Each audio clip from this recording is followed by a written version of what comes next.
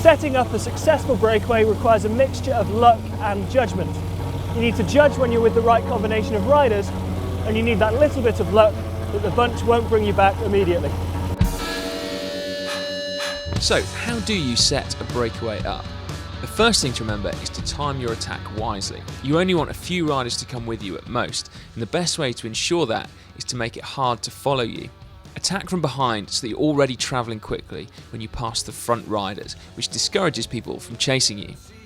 The other great time to attack, when you're strong enough, is to do it when the road or conditions make it hard, like a crosswind for example, or a climb. This will force a selection of only the strongest riders, so you might find that although the break succeeds, you'll be battling with the best riders in the race for the win. In the same vein, many breaks go clear on the counter-attack. After an initial attack is brought back and is being absorbed into the peloton, the speed will often drop slightly, and this is when you need to look for your move. When you're away, put your head down and ride hard. Getting a gap on the bunch doesn't usually come easily, and often this part of the race is actually the hardest.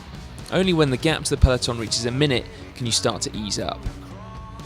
If your breakaway isn't working well, it will probably be doomed to fail, so don't expend too much effort trying to keep it going. Instead, save your energy so that you can be prepared to attack again.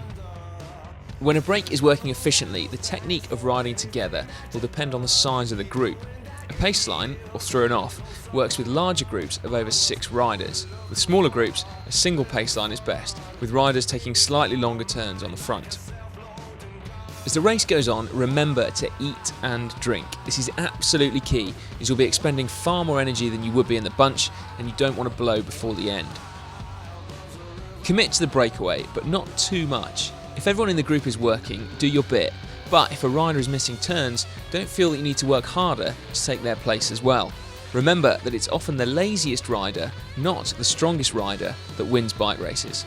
You don't need to be the rider who shouts at the others to work. Your energy will be put to better use by pedalling and calculating how you might win. In fact, it's helpful to be diplomatic and friendly. You can use this to your advantage.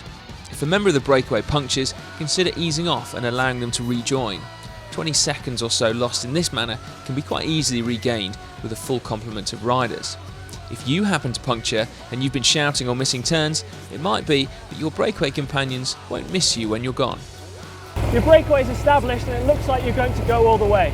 Now, how are you going to win the race? Attack, sprint from a small group, subscribe to GCN for more how-tos.